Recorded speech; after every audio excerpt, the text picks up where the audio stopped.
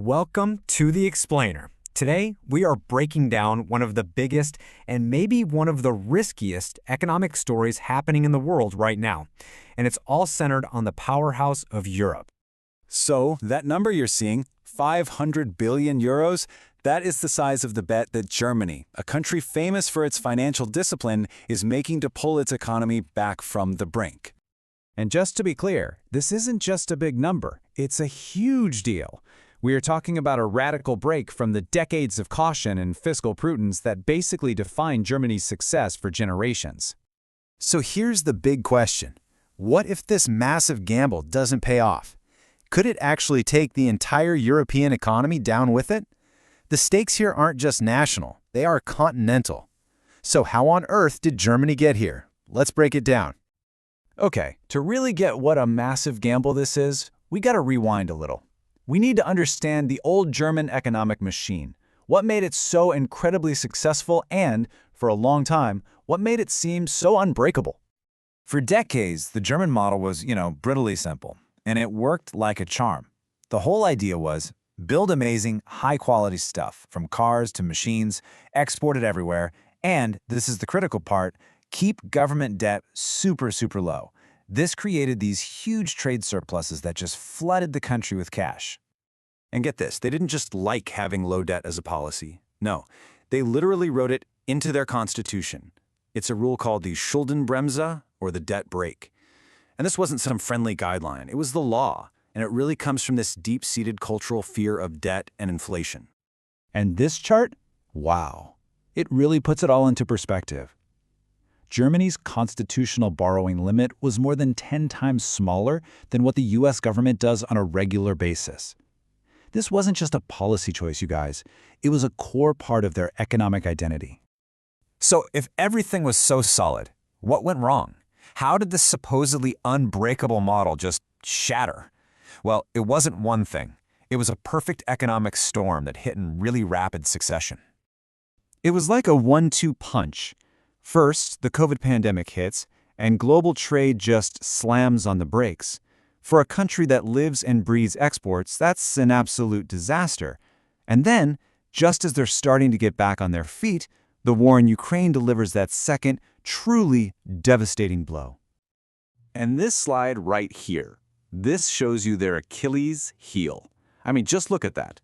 Over half of their natural gas, the very lifeblood powering their mighty industrial sector, was coming from one single, and as it turned out, incredibly unreliable source: Russia. So what happens when that gas supply gets cut off? Well, energy prices go through the roof. Factories suddenly can't afford to keep the lights on, let alone run their machines. Exports collapse. And just like that, the German economy plunges into this deep, painful recession. And the public pressure on the government in Berlin to do something, it was immense. So here they are, backed into a corner. Their own strict debt rules meant they couldn't just spend their way out of trouble like other countries might. So the government was forced to do the one thing they swore they would never, ever do. Facing this crisis, they essentially tore up their own rulebook, the debt brake, and announced this absolutely massive spending package. It's a two-pronged attack that they hope can reignite the entire economy. So where's all this cash going?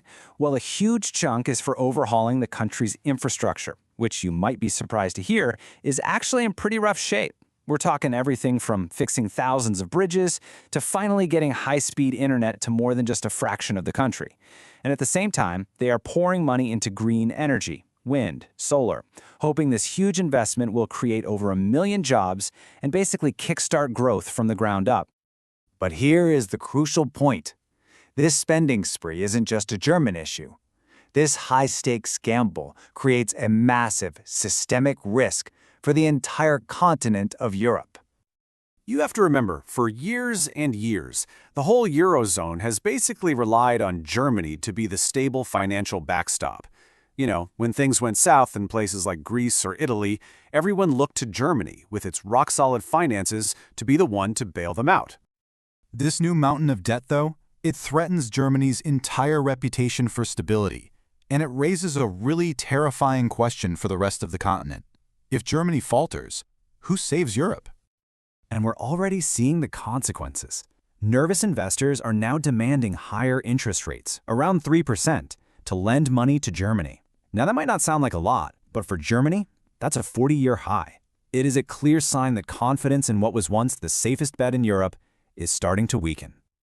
So you see, this is so much bigger than just a spending package. What we are witnessing here is a fundamental, once-in-a-generation shift in economic philosophy. Germany is taking its incredibly successful formula and just flipping it completely on its head. It's moving away from a model of fiscal discipline and relying on exports and toward a model of massive state intervention and focusing on domestic rebuilding. And the results of this experiment are going to send a powerful message. It's going to tell all of us whether massive government spending can still drive real growth in an advanced 21st century economy, or if that whole era is well and truly over. And that leaves us with the final critical question that nobody, not in Berlin or Brussels, really has the answer to yet. Is this a necessary reinvention for a new era, or is it a historic mistake that could unravel Europe? The whole world is watching to see if Germany can pull it off, because the consequences of failure are almost too big to imagine.